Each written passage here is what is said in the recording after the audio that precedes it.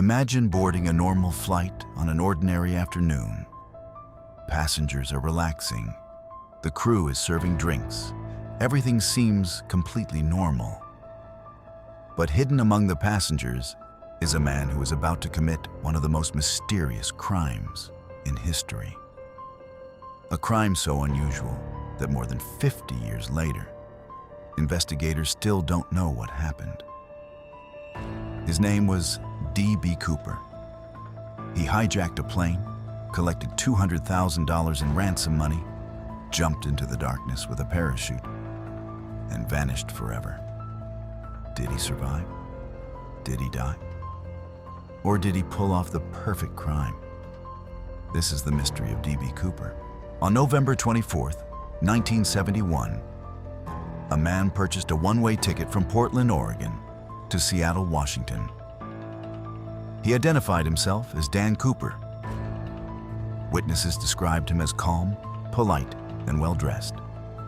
He wore a dark business suit, a white shirt, and a black tie. Nothing about him seemed suspicious. He boarded Northwest Orient Flight 305 and quietly took his seat near the back of the aircraft. The flight was expected to last less than an hour. Nobody on board knew they were about to become part of history. Shortly after takeoff, Cooper handed a folded note to a flight attendant named Florence Schaffner. At first, she assumed it was a phone number from a passenger trying to flirt with her. She placed the note in her purse without reading it. Then Cooper leaned closer and quietly said something she would never forget. "You'd better read that note." The message was short and terrifying. It claimed that he had a bomb. Shocked, the flight attendant sat beside him. Cooper calmly opened his briefcase just enough for her to see what appeared to be several cylinders connected by wires. Whether it was a real bomb remains unknown. But at that moment, everyone believed it was real.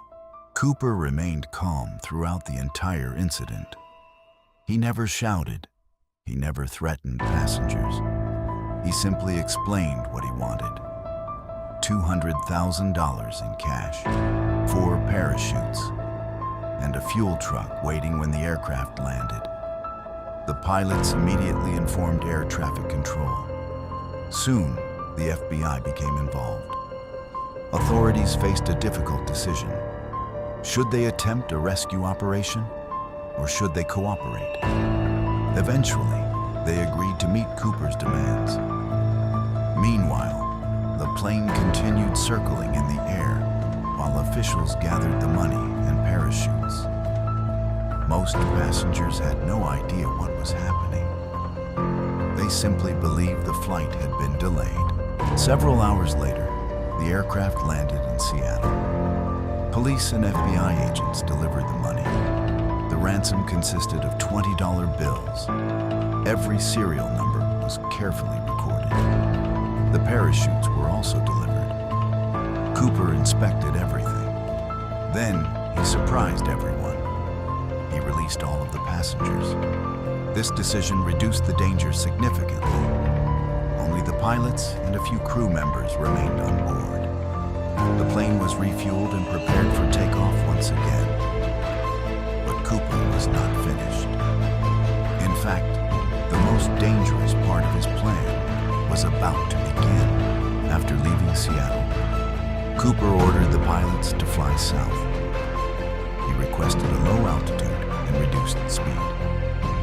As darkness covered the Pacific Northwest, the aircraft continued through the night. At approximately 8 o'clock, Cooper moved toward the rear staircase. Soon after, a warning light indicated that the staircase had been lowered. The crew remained in the cockpit. Nobody could see what was happening. Then the aircraft experienced a sudden movement. A change in air pressure suggested that someone had left the plane. Somewhere in the darkness, over forests and mountains, D.B. Cooper had jumped. and he was never seen again. The FBI immediately launched one of the largest investigations in American history. Aircraft searched from above. Ground teams searched below.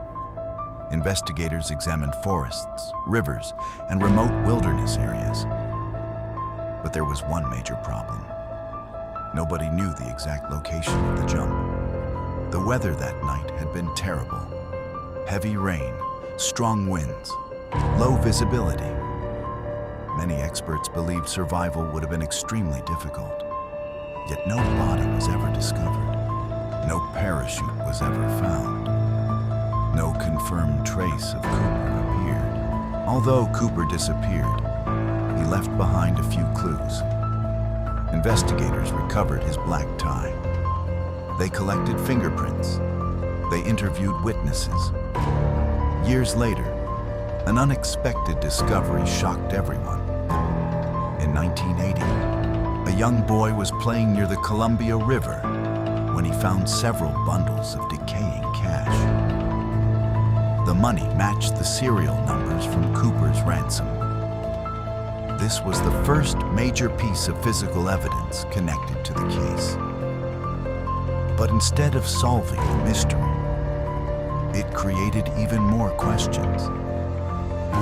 How did the money get there? Where was the rest? And what happened to Cooper? Nobody knew. Over the years, countless theories emerged. Some investigators believed Cooper died during the jump. Others argued that he was an experienced parachutist who successfully escaped. Dozens of suspects were investigated.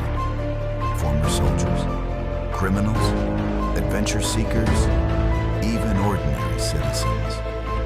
Yet none could be conclusively linked to the crime. The FBI spent decades pursuing leads, but every theory eventually reached a dead end. More than 50 years have passed since that night. The mystery of D.B. Cooper remains unsolved.